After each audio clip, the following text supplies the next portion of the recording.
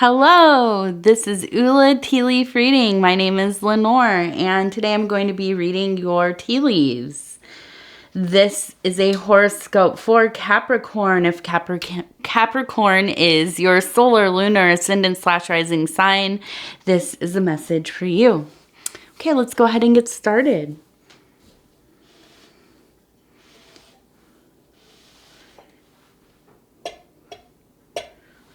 Okay, knock, knock, knock. Let's see what these tea leaves have for you today, Capricorn. Okay. I hope you all are doing well. I feel like I'm getting a little bit better. Been battling the same thing for like the last month, but I woke up today really early, like at 5 a.m. and got up and wasn't feeling so bad. Got a head start on my chores and felt like today was going to be a good day. Okay, let's see. This one is interesting. I know I always say that, but I have these two. Well, first, okay, let's go to this one. This is very apparently to me a J, but also a 3. Okay, so look out for the letter J. If that is a name, a word, you know, some synchronicity that has been coming up for you. You know, honor that, look at it, investigate it. It definitely is not just a coincidence. It's more on the side of synchronicity. Other than that, the 3, I would say look for the number 3. If it were something in 3s, I would say usually that's like a grouping of 3 pieces of tea leaf, but this one looks like the number 3 or an old-fashioned 3, which is how I kind of I write mine still in that more old-fashioned way. So look for the number 3, like a house number or a phone number or a repeating number, something like that. Okay. And I wanted to look at, let's see, this one, and I want to get it in the right light. I think that's perfect right there. This one looks like an M, okay? And then on the side, it looks like an E. So maybe those are initials, M-E or E-M. This is actually more in the spiritual or emotional realm.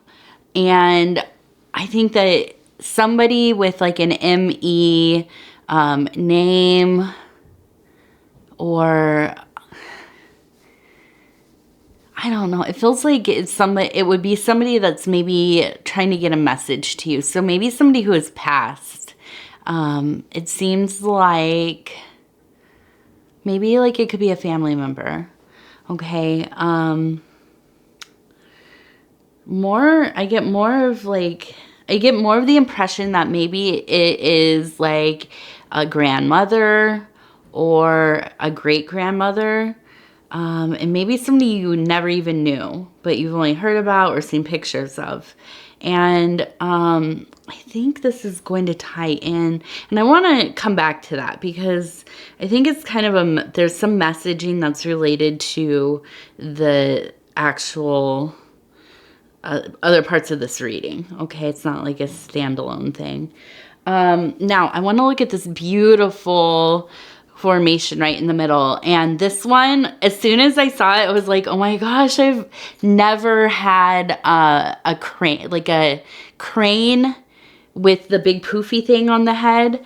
I've had some things that kind of look like cranes or the heron or, you know, things like that. But this is so beautiful and such a holy and sacred bird, right? So very excited to see that in the center of the bowl, no less. So this is really exciting. This is a symbol of, you know, all of the beautiful things: longevity, good health, prosperity, abundance. In Japanese legend, the crane lives like 1,000 years.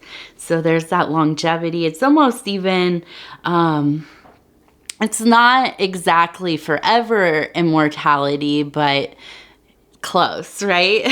Living for 1,000 years must feel like forever, probably. This is also a sign of, and most of these birds are, of travel and migration. So that is also tied into transformation of position in life, of characteristics, of growing up, of, you know, evolution of the soul. Okay. And this is very much tied into the refinement of self, that internal work. Okay, self-alchemy, kind of all of these wonderful topics we love to go over here at Ula Tea Leaf Readings.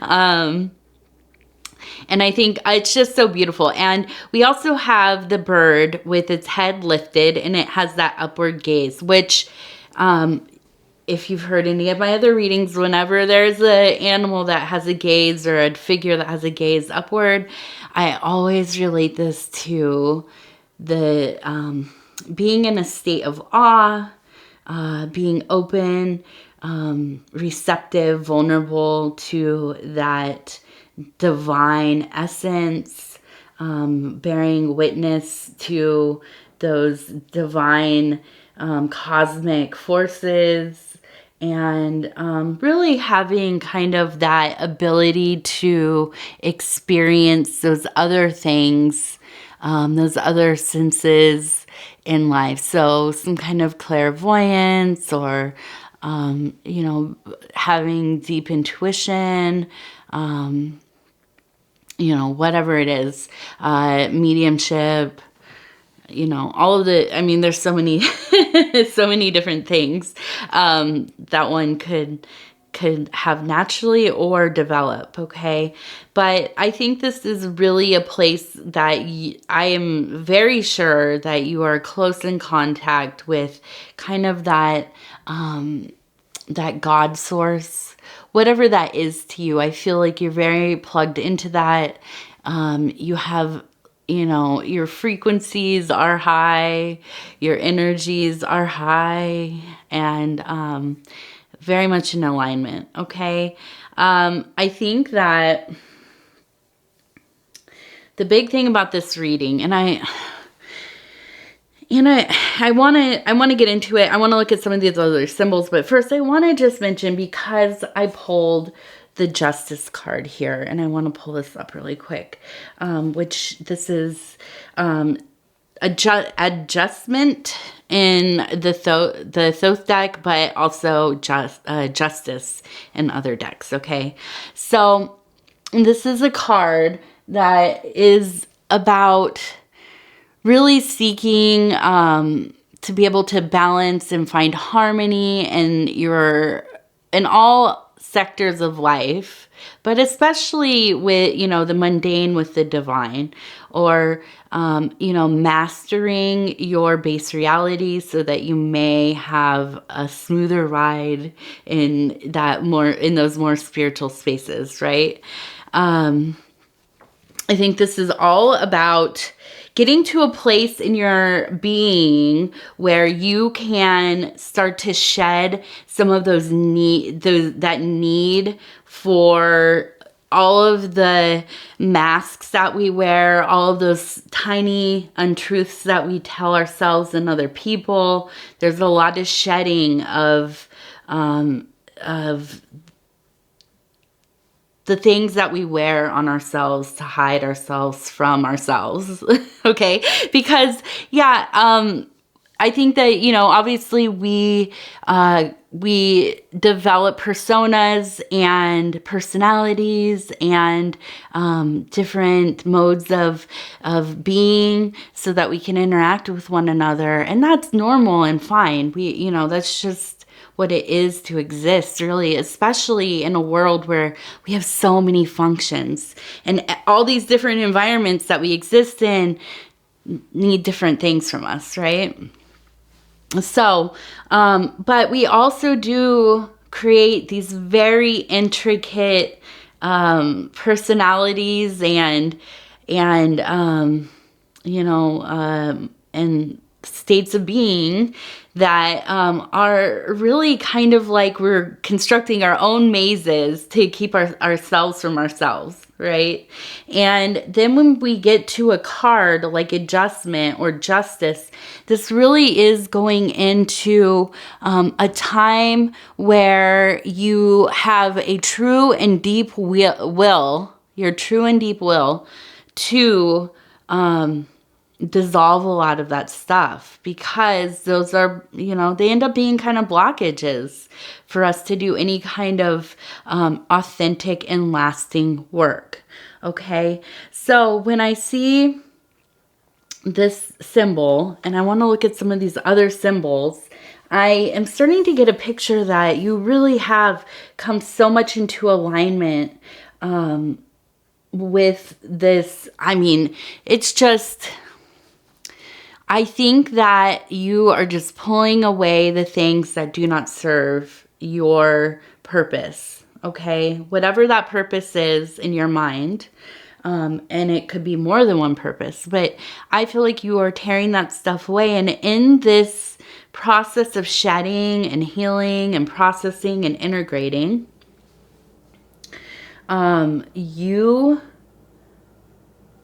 you are not only working towards, healing things within yourself, but you are breaking, cycles within, generational cycles within family, within bloodline. If these are traumas, abuses, coping mechanisms that are not beneficial, whatever it is, you're not only doing this work for yourself, but you're doing it for your collective bloodline, your family, and your direct community, okay? And so I think a lot of this is, and I want to look at this, I want to look at these kois really quick. We have a koi fish here, and this is like the big mama right here, and then we have this littler one here, okay? And much like the crane, this is longevity, good health, wellness, abundance, but also patience, a slow pace, the ability to survive sometimes really difficult situations or environments when the water is low and there's not as much resources coming in, not enough algae, not enough sunlight. It gets cold and they go into a hibernative state where they stop eating, but they can still live even beneath the ice, which is something I learned living in a very cold climate, is that people with ponds up here, some of them, they leave their koi outside for the winter, and some of those koi totally survive. They're up and moving once it gets warm. So I think this is another sign so much tied with this beautiful crane we were seeing. And I think really tied into this overall theme of this EM messaging coming to you. And I think that this is really about kind of like not even just somebody who you loved or had knowledge of you before their passing, so like a grandmother maybe, or a great grandmother, maybe somebody you don't remember. It could be that, but it could also be somebody like even further back, like this could be, you know, an ancestor, an elder of your bloodline, kind of watching over you and also really urging you to do this work, to stay the course, because this is so important for not only yourself but for your people. And if you have children or you know, anything like that, you know, the more that you work on your internal life and in external life in a way that is tied to that internal or spiritual life, that flows over into everybody that is around you. So I think that this really is such a message of you know, hope and thanks, and really supporting you in those difficult things that come up for you. You know, when you are clearing trauma, especially from not only your psyche, not only your spiritual, but in your body, because we carry our trauma with us. If that's direct trauma or generational trauma, you know, genetic traumas.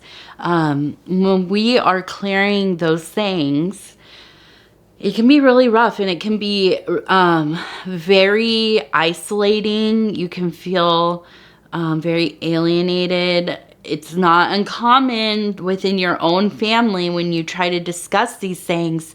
You know, people just are like, you know, that's silly. That's like some weird new agey stuff, or, you know, just kind of dismissive. Or, you know, they've also had so much trauma, or they're carrying so much trauma that it's too difficult to even name it or admit that it's there, right? That's, you know, that's too much beyond like just surviving. Okay. So I think that you can feel pretty alienated and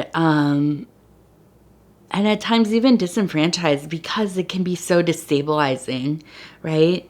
So I think that having this message come through, it's just kind of like a hand on your shoulder, letting you know that you're not alone in this, and, you know, your people are proud of you for coming to a place in the line where you have the ability to take the time to really look at these things and to process them and heal them. Okay. And there's,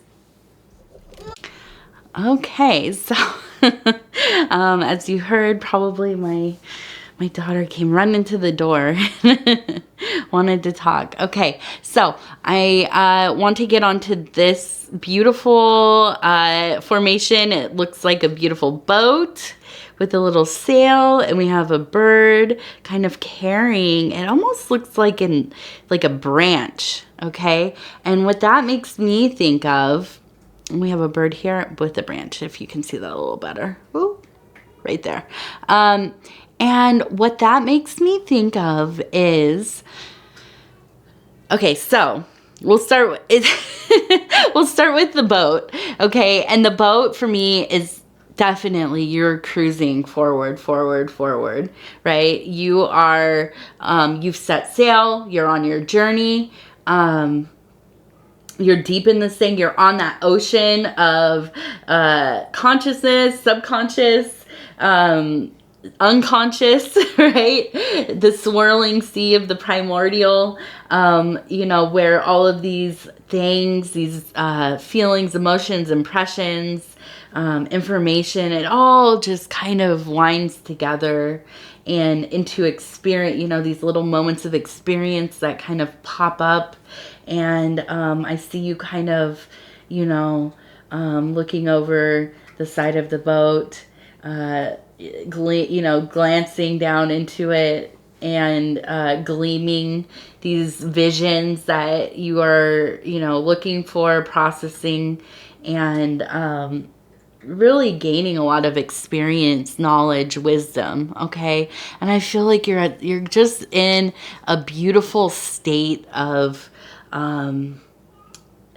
forward move, not just forward, because I mean, linear time is a construct, obviously. I don't know what exactly true experience is, but we do use that as our here in our base reality. This is the visualization. So forward movement, or progress on your path, okay, in your self-work. With the bird falling behind holding this, and we all know this kind of phrase of offering an olive branch. It's when there's been trouble, a misunderstanding, some kind of disagreement, and the branch is offered over as kind of something to settle, as a little kind of opening to begin the process of mending, or at least getting into a place of, a little bit of harmony. Okay.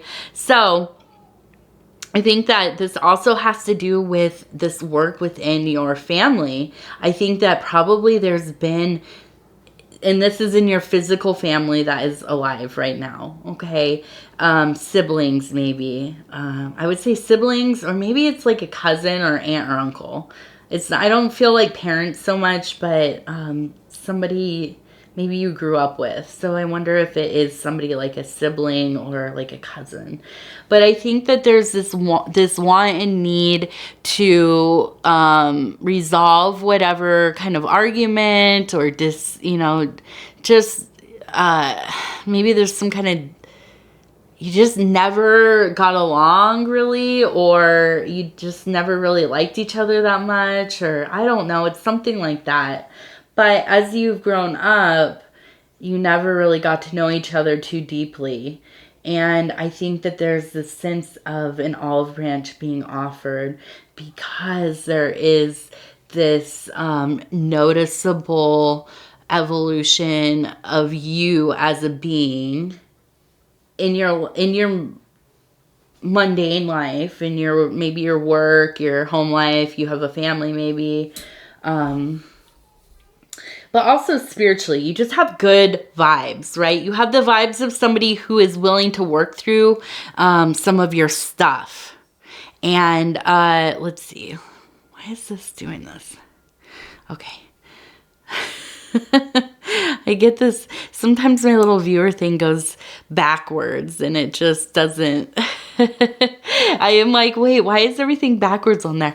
Okay, so I feel that there, I can't really give you advice. Should you take the olive branch? Should you start working on bettering that relationship? It maybe will lead to some healing. On the other hand,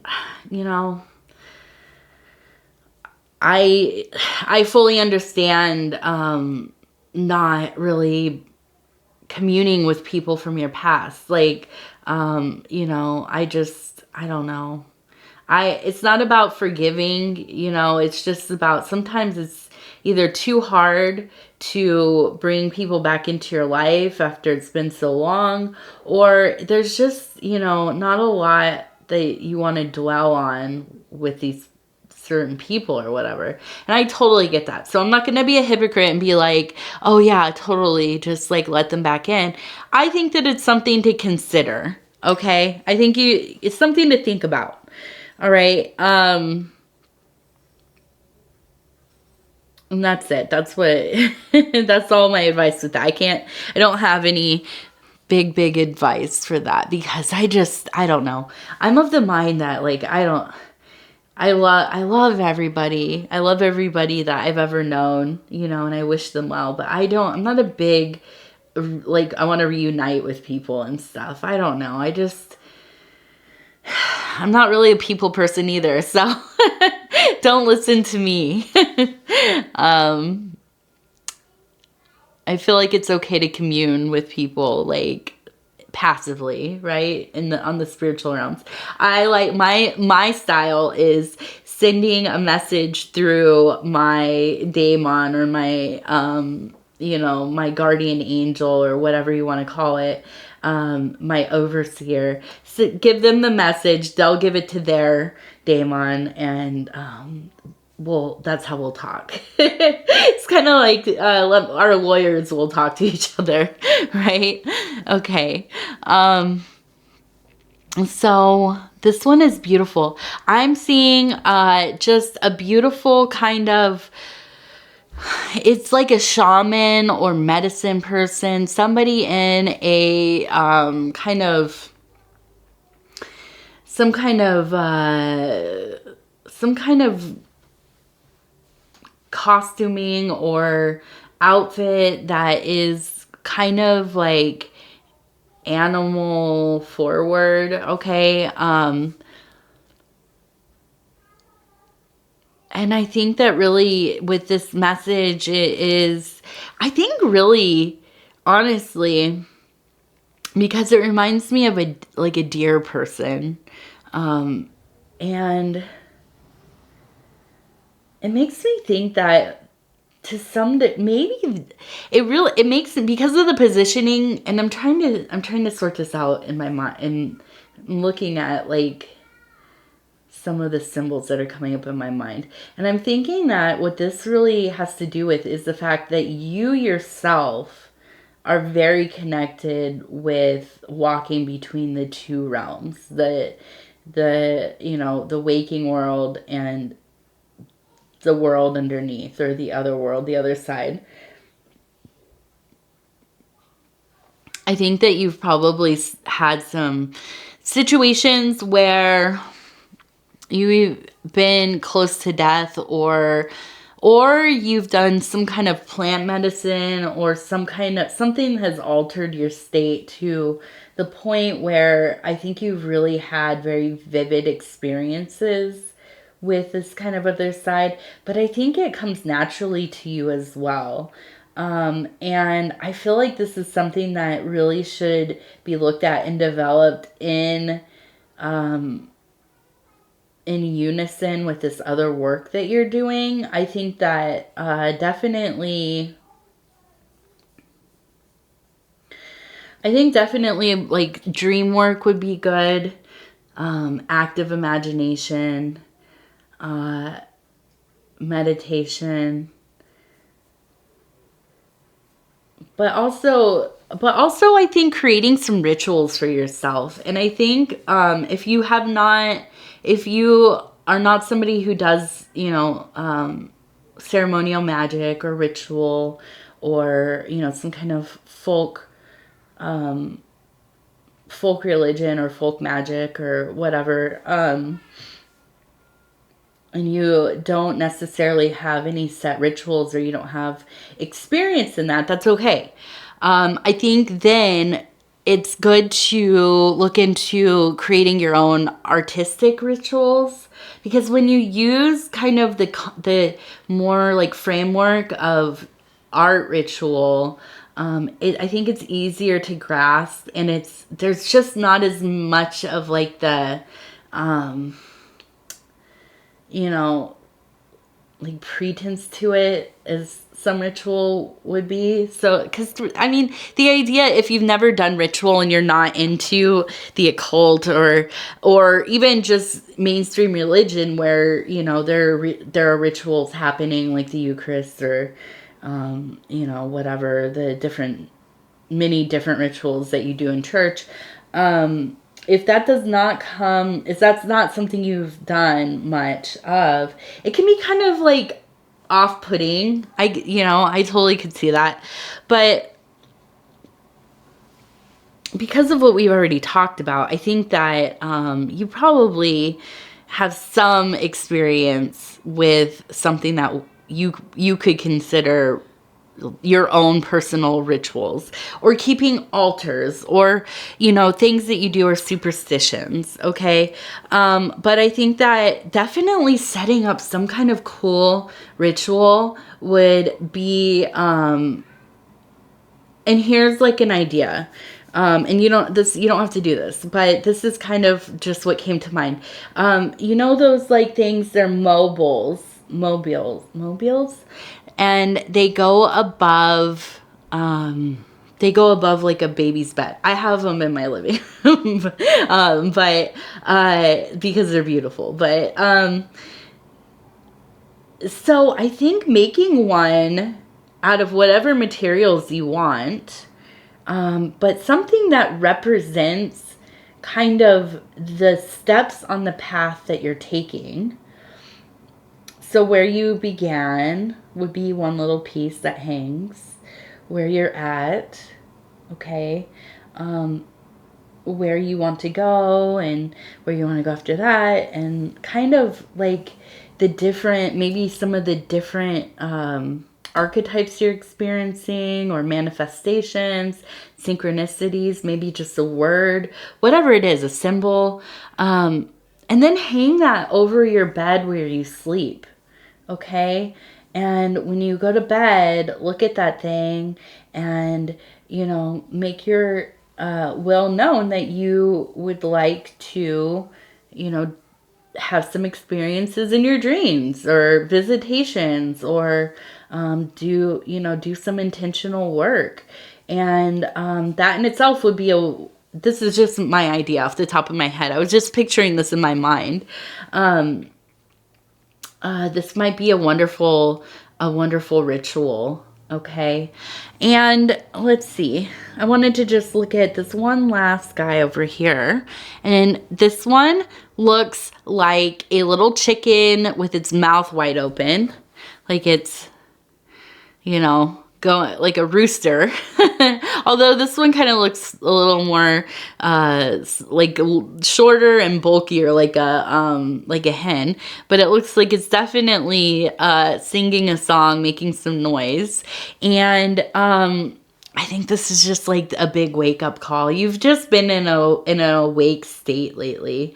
And this is just another, if you're watching this video and you've gone this far, it's just another indicator that you are where you need to be. You're going over these ideas in your head that are, you know, really speaking to you. The universe is trying to commune with you all the time. And in these little moments, sometimes we have like real strong verification of those communications. Also, I just want to point out this little heart right here. Okay, and I think that you have some kind of happiness happening in your love life. It doesn't seem like it's, you know, huge right now, but it seems like you are. And now this is flipped over. I'm seeing more. I'm seeing more things here. I just wanted to, right here. So I almost see like this kind of very, almost like medieval, like with a person with a long, what is it called? Cape, right? Or yeah, like a cape, like a knight. And then, and this, I'm sorry, these are, you know, very binary gender roles, and it does not have to be masculine, feminine, man, woman, whatever, but this is what I'm seeing, so I'm relating it. So like something like a knight, and then this person with a dress. Okay. Oh, and this person with a dress here. Okay. And then beside it, this little dragon. Okay. And my goodness, I see in this the Heros Gamos, okay, and the divine union, okay, the chemical marriage in alchemy, and this is the, you know, the marriage of the sun and the moon. These are the combining of the polar opposites, or the polarity coming together. And so to me, this isn't necessarily like a physical thing happening in your life. Like, I mean, you could find your spiritual spouse for sure in the material world, but I think this is more about the concept of unification of the anima and animus, with self, and really, really exploring, all that goes into those first steps into the sacred marriage. Okay. And this is so much about, this makes sense to me, with this kind of animal figure, or this person wearing an animal kind of suit, this shaman kind of whatever figure.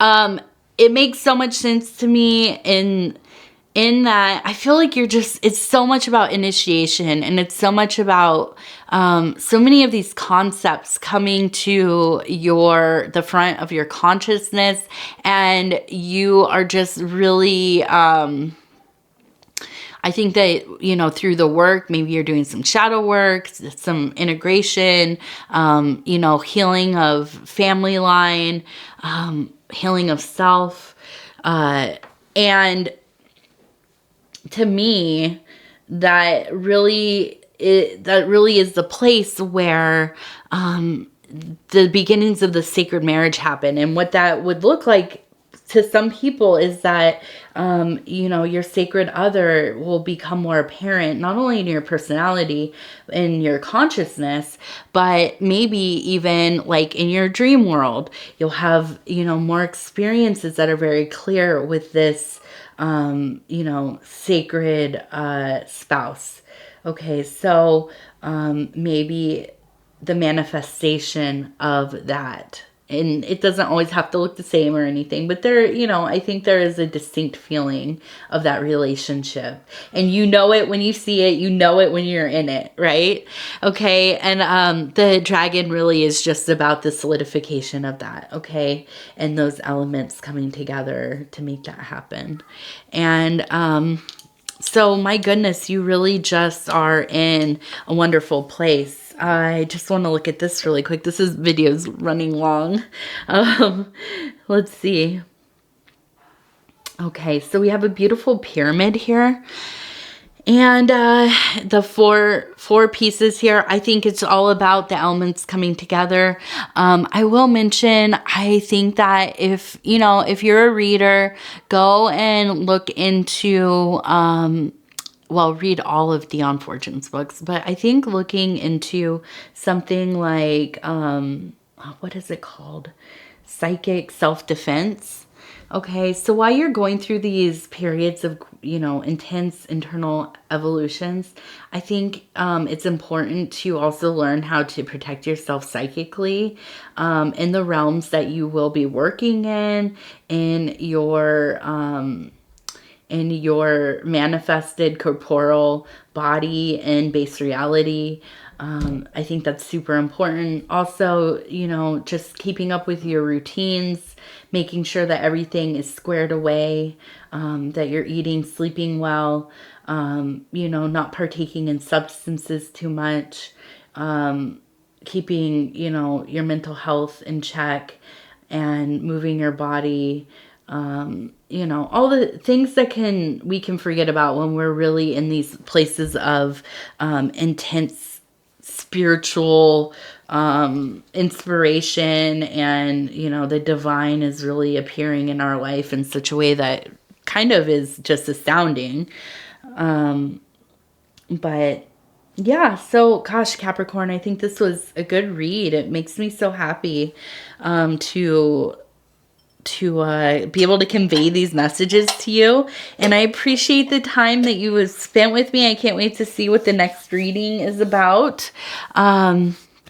If you would be so kind as to like the video, it helps me get into the algorithm. If you haven't subscribed yet, please think about doing that. And if you hit the little bell thing, that will let you know when more videos are coming out.